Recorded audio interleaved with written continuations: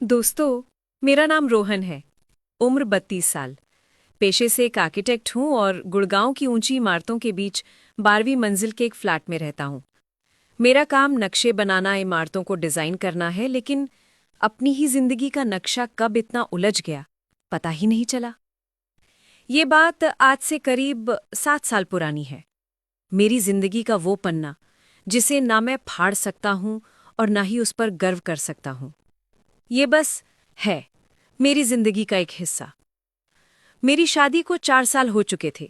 मेरी पत्नी प्रिया एक बैंकर है। हम दोनों ही अपने अपने करियर में बहुत व्यस्त थे। इतने व्यस्त कि एक दूसरे के लिए वक्त कब खत्म हो गया हमें एहसास ही नहीं हुआ। हमारा घर घर कम, होटल ज्यादा बन गया था। हम साथ रहते थे पर साथ थे नहीं। हमारे बीच की खामोशी इतनी बढ़ गई थी कि कभी-कभी मुझे अपने ही घर में एक अजनबी, एक मेहमान जैसा महसूस होता था। हमारा रिश्ता बस जरूरत और आदतों पर टिका था। प्यार, वो शायद कहीं उन फाइलों और लैपटॉप स्क्रीन्स के बीच खो गया था। मैं अक्सर रात को देर तक अपनी बालकनी में खड़ा रहता, नीचे गाड़ियों की गुजरती बत्तियों को देखता और सोचता, क्या जिंदगी यही है? एक दिन हमारे पड़ोस के 1202 फ्लैट में कोई रहने आया। मैंने उन्हें पहली बार तब देखा जब वो सामान शिफ्ट करवा रही थी। उनका नाम मीरा था। उम्र यही कोई 38-39 के आसपास होगी। वो मजदूरों को बड़े सख्त लहजे में निर्देश दे रही थी, लेकिन अगले ही पल जब उनका छोटा बेटा दौड़ता हुआ आया तो वो घुटनों पर बैठ के मुस्कुराकर उसके गाल पहुंचने लगी। उनका वो सख्त और नर्म रूप दोनों ही एक ही पल में देखकर मैं ठिठक गया।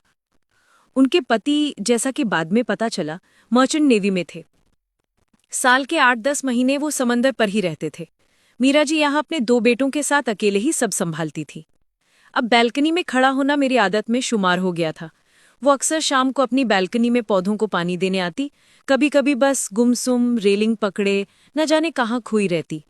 उनकी आंखों में एक ऐसा सूनापन था जिसे शायद मैं पहचानने लगा था। हमारे बीच कोई बात नहीं होती थी। बस कभी लिफ्ट में आमना सामना होता तो एक औपचारिक मुस्कान के साथ नमस्ते हो जाती। एक शाम मैं ऑफिस से लौटा और अपनी कार पार्क कर रहा था। तभी मैंने देखा मीरा जी अपनी गाड़ी से किराने का भारी सामान उतारने की कोशिश कर रही थी। उनके हाथ से एक बाग छूटा और सारा सामान जमीन पर बिखर गया। मैं खुद ब खुद उनकी मदद के लिए बढ़ गया। अरे अरे, रहने दीजिए, मैं कर लूंगी, वो झिझकते हुए बोली। कोई बात नहीं, हम पड़ोसी हैं, मैंने मुस्कुराते हुए कहा और सामान उठाने लगा। सारा सामान उठाकर जब मैंने उनके फ्लैट के दरवाजे तक पहुंचाया तो उन्होंने शुक्रिया अदा किया। आप रोहन है ना, 1201? मैं थोड़ा हैरान हुआ कि उन्हें मेरा नाम पता है। जी, मैंने कहा। थैंक यू सो मच, मैं मीरा हूँ, उन्होंने एक हल्की सी मुस्कान के साथ कहा। उस दिन पहली बार हमारी नमस्ते से आगे बात हुई थी। कुछ दिन बीत गए। एक शनिवार मैं अपनी बैल्कनी में कॉफी पी रहा था जब मेरा फोन बजा। एक अनजान नंबर था। हेलो हेलो रोहन जी, मैं मीरा बोल रही हूँ, 1202 से। उनकी आवाज़ सुनकर मेरा दिल जोर से धड़का। जी मीरा जी, सब ठीक है। वो दरअसल मुझे मार्केट से बच्चों के स्कूल प्रोजेक्ट का कुछ ज़रूरी सामान लाना था। क्या क्या आप मुझे अपनी गाड़ी से ले जा सकते हैं? मेरी गाड़ी स्टार्ट नहीं हो रही। उनकी आवाज़ में एक झिझक थी। अरे बिल्कुल, आप बस 10 मिनट दीजिए, मैं नीचे आया, मैंने फौरन कहा। रास्ते भर गाड़ी में एक अजीब सी खामोशी थी। रेडियो पर कोई पुराना गाना बज रहा था। मैंने ही चुप्पी तोड़ी। आपकी बालकनी में पौधे बहुत खूबसूरत है, बहुत शौक है आपको? मेरी बात सुनकर वो मुस्कुरा दी। हाँ, बस यही तो साथी है मेरे, इनसे बातें कर लेती हूँ तो मन हल्का हो जाता है। उनकी इस बात में इतना दर्द था कि मैं चुप हो गया। मार्केट से लौटते वक्त उन्होंने खुद ही बात शुरू की। इनके पापा कल फिर चले गए, अब 6 महीने बाद आएंगे। मुश्किल होता होगा अकेले सब मैनेज करना? मैंने धीरे से पूछा।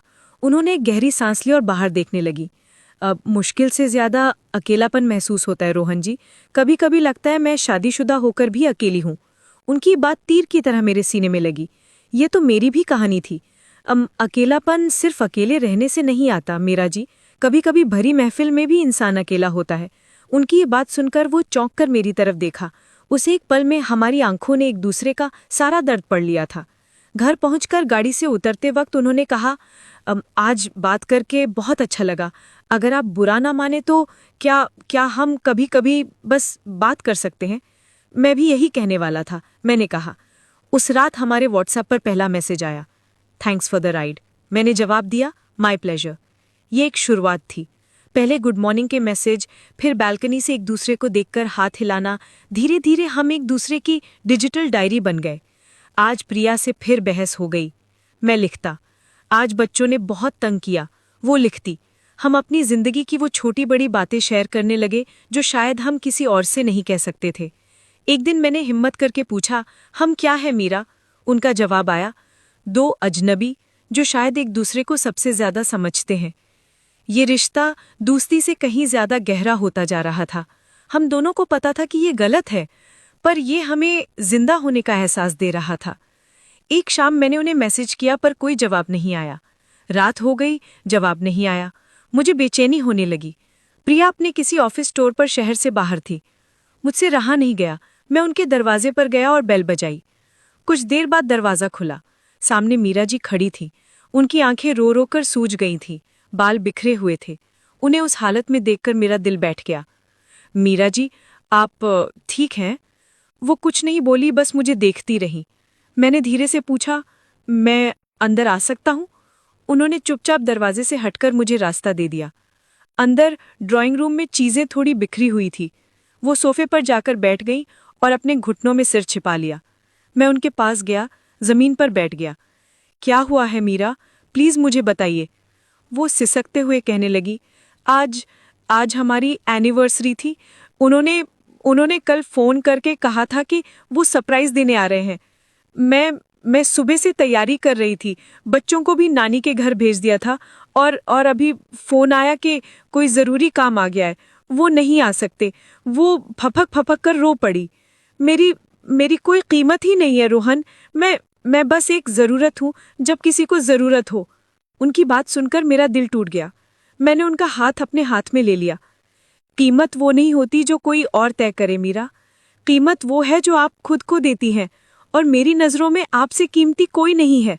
वो सिसकते हुए मेरी तरफ देखने लगी। मैंने अपनी बाहें फैला दी। आप अकेली नहीं हैं। वो एक पल के लिए रुकी और फिर खुद को रोक नहीं पाई।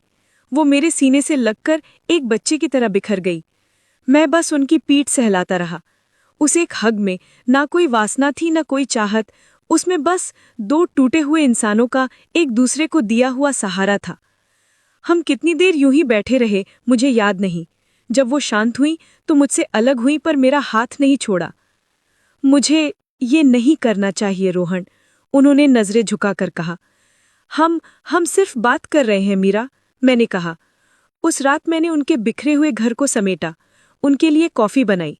हमने कोई और बात नहीं की, पर हमारी खामोशी सब कह रही थी। देर रात जब मैं अपने फ्लैट में वापस आया तो मुझे एहसास हुआ कि मैं मीरा जी से जुड़ चुका हूँ। एक ऐसा जुड़ाव जिसका कोई नाम नहीं था। कुछ दिन बीत गए। हमारे बीच एक अजीब सी कशिश और एक झिझक आ गई। लिफ्ट में मिलते तो नजरें चुरा लेते, पर होठों पर एक हल्की सी मुस्कान आ जाती। एक दोपहर प्रिया का फोन आया कि उनका टूर एक हफ्ता और बढ़ गया है। मैंने बस ठीक है कहकर फोन रख दिया। तभी मेरा फोन वाइब्रेट हुआ। मीरा जी का मैसेज था। अब बच्चों को उनकी नानी के घर छोड़ा है। वो कल शाम आएंगे। ये एक मैसेज नहीं था, ये एक सवाल था, एक दावत थी। मेरे हाथ कांपने लगे। मेरा दिल जोर जोर से धड़क रहा था। मुझे पता था ये गलत है, बहुत गलत, पर मेरा दिल मेरे दिमाग की नहीं सुन रहा था। मैं अपने दरवाजे से निकला और उनके दरवाजे के सामने आकर रुक गया। मेरी उंगलियां डोरबेल के बटन पर जाकर कांप गई। मैंने बेल बजाई। दरवाजा खुला। वो सामने खड़ी थी। उन्होंने कोई सवाल नहीं पूछा। उनकी आंखें वो सब कह रही थी जो जुबान नहीं कह सकती थी। मैं धीरे से अंदर आ गया। मेरे पीछे दरवाजा बंद हो गया। मैं मुड़ा और मैंने दरवाजे को लॉक कर दिया। उस कुंडी की आवाज पूरे कमरे में गूंज गई। वो एक फैसले की आवाज थी। हम दोनों बस एक दूसरे के सामने खड़े थे। गलत है रोहन, वो धीरे से फुसफुसाई।